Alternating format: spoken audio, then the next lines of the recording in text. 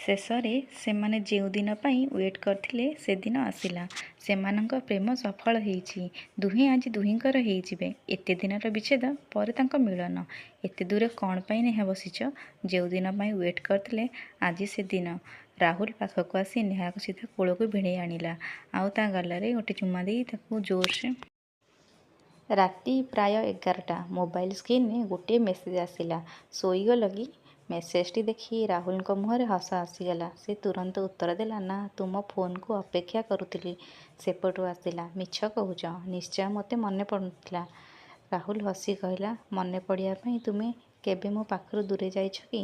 ସେ ଥିଲା ନେହା। ରାହୁଲ ଓ ନେହାଙ୍କ ପ୍ରେମ 2 ବର୍ଷ ହୋଇଯାଇଥିଲା, କିନ୍ତୁ ସେମାନେ ଏକାଠି ରହୁନଥିଲେ। ରାହୁଲ ଓଡ଼ିଶାରେ ଆଉ ନେହା ଚାକିରି ପାଇଁ ଦିଲ୍ଲୀରେ। ଦୂରତା ବହୁତ ଥିଲା, କିନ୍ତୁ ପ୍ରେମ ତା'ଠାରୁ ଅଧିକ ଥିଲା। ପ୍ରତିଦିନ ସକାଳେ ରାହୁଲଙ୍କ ଦିନ ଆରମ୍ଭ ହେଉଥିଲା ନେହାଙ୍କ ଗୁଡ୍ ମର୍ଣ୍ଣିଂ ମେସେଜରୁ, ଆଉ ରାତି ଶେଷ ହେଉଥିଲା ତାଙ୍କ ଗୁଡ୍ ନାଇଟ୍ ସହିତ।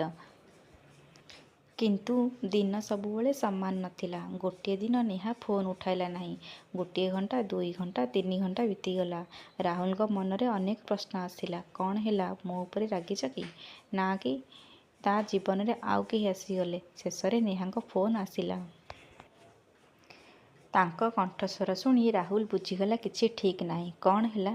ନେହା କିଛି ସମୟ ଚୁପ୍ ରହି କହିଲା, ମୋର ଚାକିରି ଆଉ 2 ବର୍ଷ ପାଇଁ ଦିଲ୍ଲୀରେ ବଢ଼ିଗଲା। ରାହୁଲ ଚୁପ୍ ହୋଇଗଲା। ତାହେଲେ ଆମ ଦୂରତା ଆଉ ବଢ଼ିବ? ନେହାଙ୍କ ଆଖିରେ ଲୁହ ଆସିଗଲା। ମୁଁ ଜାଣିନି ରାହୁଲ, କିନ୍ତୁ ମୁଁ ତୁମକୁ ହରାଇବାକୁ ଚାହେଁନି। ରାହୁଲ ହସି କହିଲା, ଦୂରତା ବଢ଼ିଲେ ପ୍ରେମ କମିଯାଏ ନାହିଁ। ତୁମେ ମୋ ଠାରୁ ଦୂରେ ରହିବ, କିନ୍ତୁ ମୋ ହୃଦୟରେ ନୁହେଁ। ସେହି ଦିନଠାରୁ ସେମାନଙ୍କ ଆହୁରି ଦୃଢ଼ ହୋଇଗଲେ। ସମୟ ଗଡ଼ିଲା। ମାସ ପରେ ମାସ କଟିଗଲା। ଭିଡ଼ିଓ କଲ୍, ଫୋନ୍ ଏବଂ ମେସେଜରେ ହିଁ ସେମାନଙ୍କ ପ୍ରେମ ବଞ୍ଚି ରହିଲା। କେବେ ଝଗଡ଼ା ହେଲା, କେବେ ରାଗ ହେଲା, କେବେ ଦୁହେଁ ଦିନେ କଥା ନ ହେଲେ ନାହିଁ। କିନ୍ତୁ ପ୍ରତ୍ୟେକ ଝଗଡ଼ା ପରେ ଗୋଟିଏ କଥା ସେମାନଙ୍କୁ ପୁଣି ନିକଟକୁ ଆଣିଥିଲା। ଆମେ ଦୁହେଁ ଜିତିବାକୁ ନୁହେଁ, ଆମ ପ୍ରେମକୁ ଜିତିବାକୁ ଚାହୁଁ। 2 ବର୍ଷ ପରେ ଗୋଟିଏ ସକାଳେ ରାହୁଲଙ୍କ ଫୋନ୍ ଆସିଲା। ନେହା କହିଲା, ରାହୁଲ, ମୁଁ ଆସୁଛି। କେଉଁଠି? ତୁମ ପାଖକୁ ସବୁଦିନ ପାଇଁ। ରାହୁଲଙ୍କ ଆଖିରେ ଖୁସିର ଲୁହ ଆସିଗଲା। ସେ ଦୌଡ଼ି ଷ୍ଟେସନକୁ ଗଲା। ଟ୍ରେନ୍ ଆସିଲା। ଯାତ୍ରୀମାନେ ଓହ୍ଲେଇଲେ। ହଠାତ୍ ରାହୁଲଙ୍କ ଆଖି ନେହାଙ୍କ ଉପରେ ପଡ଼ିଲା। ଦୁହେଁ କିଛି ସମୟ ପରସ୍ପରକୁ ଦେଖି ରହିଲେ। ତାପରେ ନେହା ଦୌଡ଼ି ଆସି ରାହୁଲଙ୍କୁ ଆଲିଙ୍ଗନ କଲା। ରାହୁଲ ଧୀରେ କହିଲା, ଜାଣିଛ, ଏଇ ଆଲିଙ୍ଗନ ପାଇଁ ମୁଁ କେତେ ରାତି ଅପେକ୍ଷା କରିଛି। ନେହା ଲୁହ ପୋଛି କହିଲା, ଆଉ ମୁଁ ପ୍ରତିଦିନ ଭାବିଛି ଏହି ଦିନଟା କେବେ ଆସିବ। ରାହୁଲ ତାଙ୍କ ହାତ ଧରି କହିଲେ, ଆଜିଠାରୁ ଆଉ ଲଙ୍ଗ୍ ଡିଷ୍ଟାନ୍ସ ନାହିଁ। ନେହା ହସି କହିଲା, ହଁ, ଆଜିଠାରୁ କେବଳ ଲଭ୍।